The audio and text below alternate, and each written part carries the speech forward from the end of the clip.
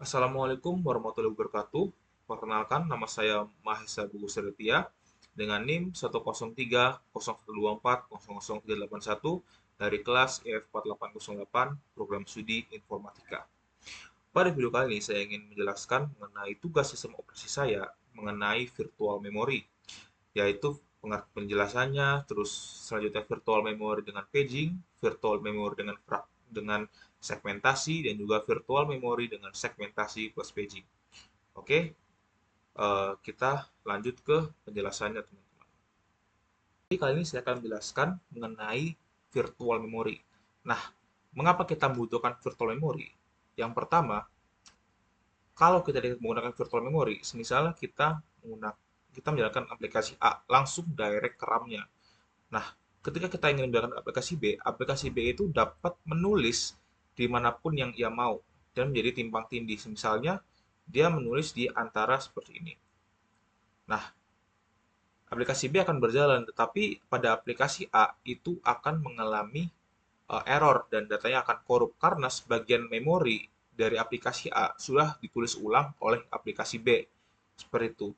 Nah, selanjutnya, misalnya kita memiliki base case, yaitu aplikasi A dan aplikasi B itu berjalan sesuai semestinya.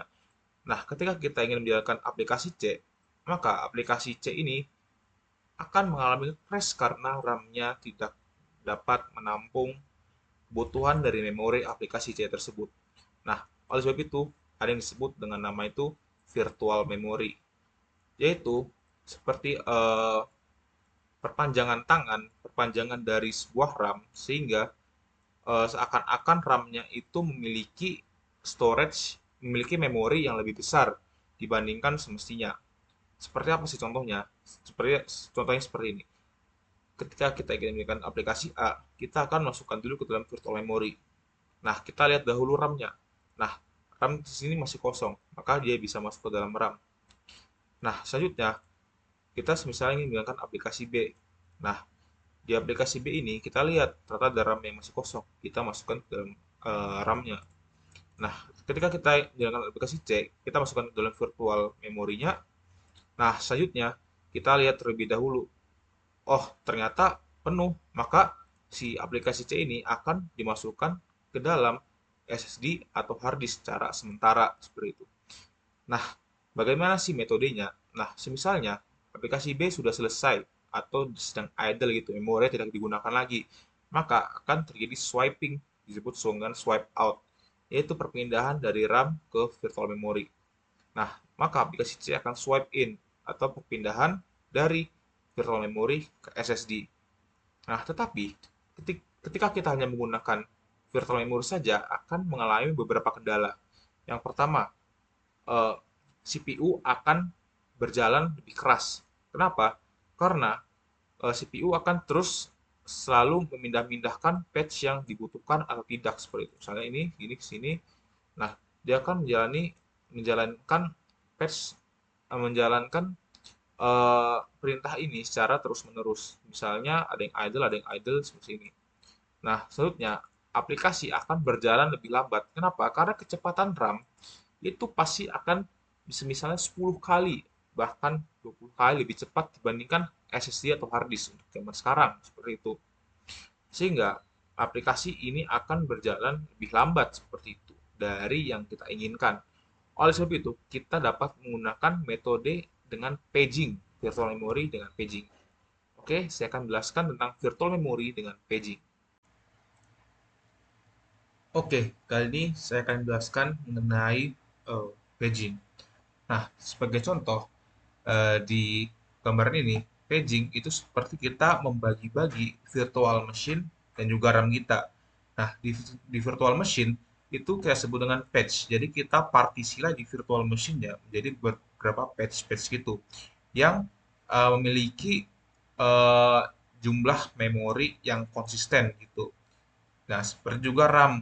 Nah, RAM juga sama seperti virtual memory, kita partisi semua dengan eh,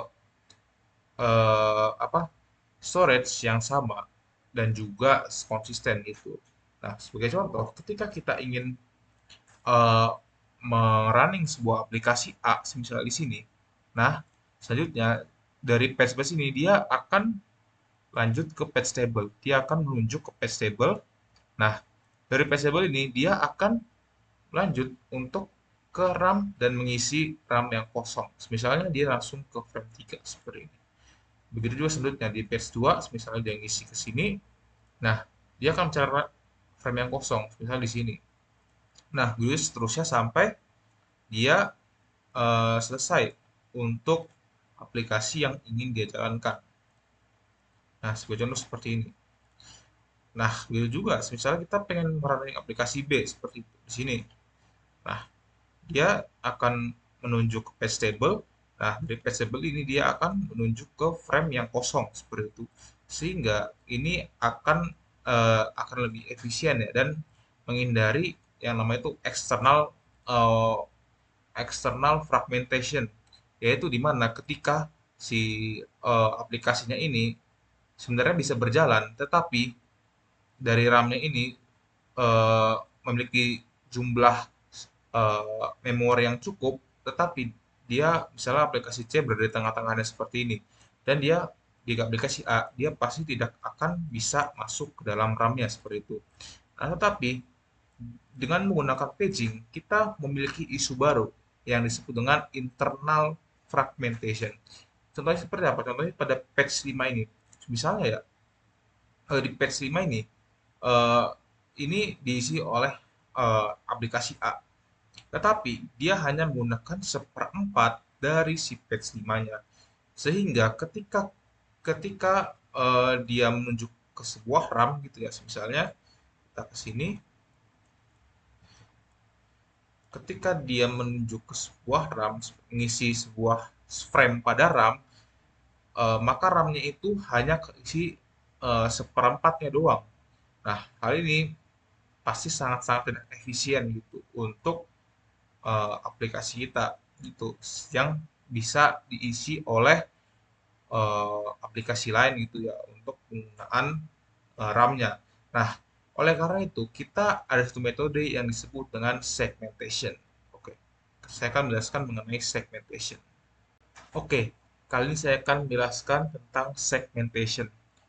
Nah, apa itu segmentation? Dia sama seperti virtual memory, sama-sama menggunakan virtual memory, tapi dia memiliki bentuk yang dinamis.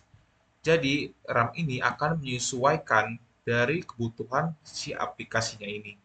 Sebagai contoh, ketika kita ingin mengeran aplikasi A seperti itu ya, nah aplikasi A ini memiliki eh, menunjuk ke segmentation table yang memiliki base dan juga limit. Nah, di mana misalnya aplikasi A ini base-nya dimulai dari 1 sampai ke misalnya 60 gitu ya. 60 seperti ini.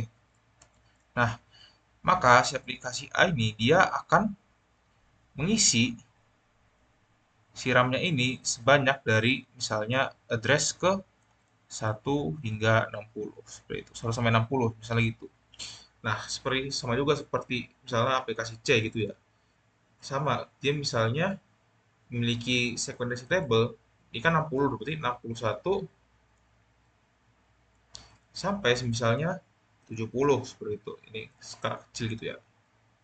Nah, maka dia akan memiliki eh, slot di RAM yaitu dari 60 ke 61 ke 70 seperti itu. Nah, selanjutnya misalnya D mau masuk ini. Sorry, D mau masuk. Nah, dia akan sama juga misalnya ini dari 71 ke 80 gitu ya. Misalnya sama gitu. Nah, maka dia juga akan menunjuk ke RAM-nya ini. Nah, itu misalnya ini punya yang lebih gede, terus ini RAM-nya kita kasih slot sedikit lah segini. Nah, kekurangan apa dari segmentation? Nah, itu sama seperti yang tadi kita bahas tentang tadi ya, yaitu mengalami yang namanya itu external fragmentation. Di mana misalnya ketika si C-nya ini sudah kita tidak gunakan, kita masukkan lagi ke virtual memory seperti itu ya. Ketika kita tidak gunakan. Nah, tapi si D ini kita masukkan ke sini, Nah, si D-nya ini dia tidak akan bisa ngefit kemana-mana gitu, tidak akan bisa ngefit kemana-mana, sehingga kita bisa melakukan beberapa hal.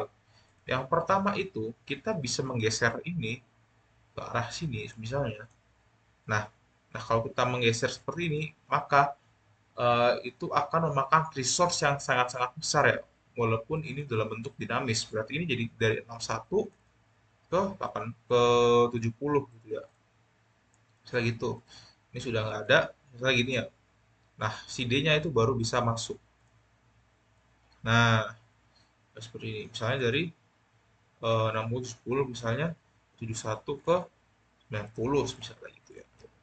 Nah, baru dia bisa nge-fit ke si memori RAM-nya.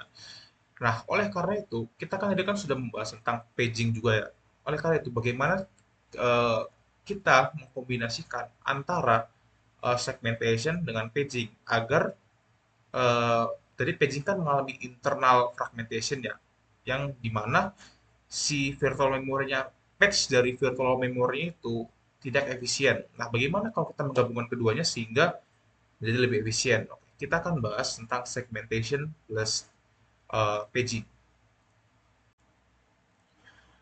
Nah, kali ini kita akan membahas mengenai segmentation plus paging.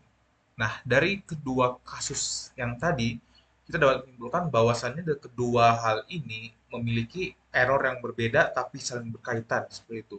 Seperti contoh di paging kita mengalami eh, internal fragmentation tetapi kita tidak mengalami external fragmentation. Begitu juga dengan eh, segmentation, kita mengalami external fragmentation, tetapi kita tidak mengalami internal fragmentation. Nah, maka oleh dari itu, mengapa kita tidak menggabungkan antara keduanya seperti itu? Sebagai contoh, kita memiliki sebuah aplikasi ini ya. Nah, seperti contoh, sekiranya sama seperti tadi, misalnya dia akan mengisi patch 1 sampai patch ke 5 gitu ya.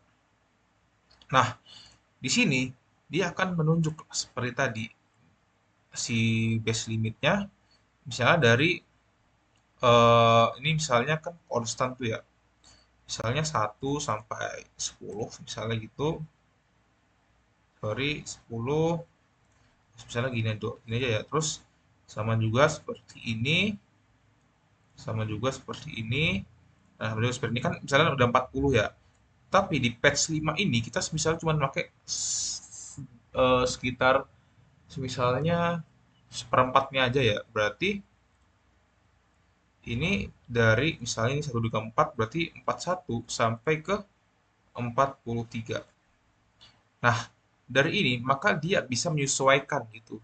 Dia akan menunjuk misalnya ini dia akan menunjuk ke sini, dari sini dia akan menunjuk ke sini. Nah, misalnya kita langsung skip ya ke page 5. Di sini dia akan menunjuk ke sini. Nah, dari sini kita di frame 4 ini maka dia akan hanya mengalokasikan sekitar dua dua poin doang ya, 2 bytes misalnya gitu. Dia akan mengalokasikan hanya 2 byte doang. Sehingga dia tidak akan mengalami yang namanya itu eh, internal internal fragmentation dan juga external fragmentation. Kenapa? Karena di RAM-nya ini kita sudah apa namanya menyesuaikan agar eh, dari aplikasinya itu dapat mengisi semua RAM dengan efektif gitu. Contohnya seperti itu. Maka di frame 4 ini dia akan beradaptasi sehingga dia memiliki slot yang memiliki jumlah memori yang hanya dua, dua saja. Misalnya kita pengen nambah lagi di aplikasi C, seperti gitu dari patch 6 sampai patch 7. Nah, sama. Dia akan nunjuk ke sini dari misalnya ini full ya, jadi 43 ke 44 ke misalnya 554 gitu ya, nambah 10. Nah, dia akan menuju ke patch table yang akan menunjuk lagi ke frame 5. Nah, frame 5 ini mengisi 10 slot, tapi dia dimulai dari patch ke 44 sampai ke 54. Jadi tidak ada yang mubazir seperti itu. Oke, mungkin itu penjelasan mengenai yang pertama itu pengertian virtual memory, terus virtual memory plus paging, virtual memory segmentation, dan selanjutnya yang paling eh, best of the best yaitu virtual memory plus paging. Virtual memory segmentation plus paging. Oke, mungkin sekian dari hasil penjelasan saya. Jikalau ada kesalahan atau ada yang kurang, saya mohon maaf. Terima kasih. Wassalamualaikum warahmatullahi wabarakatuh.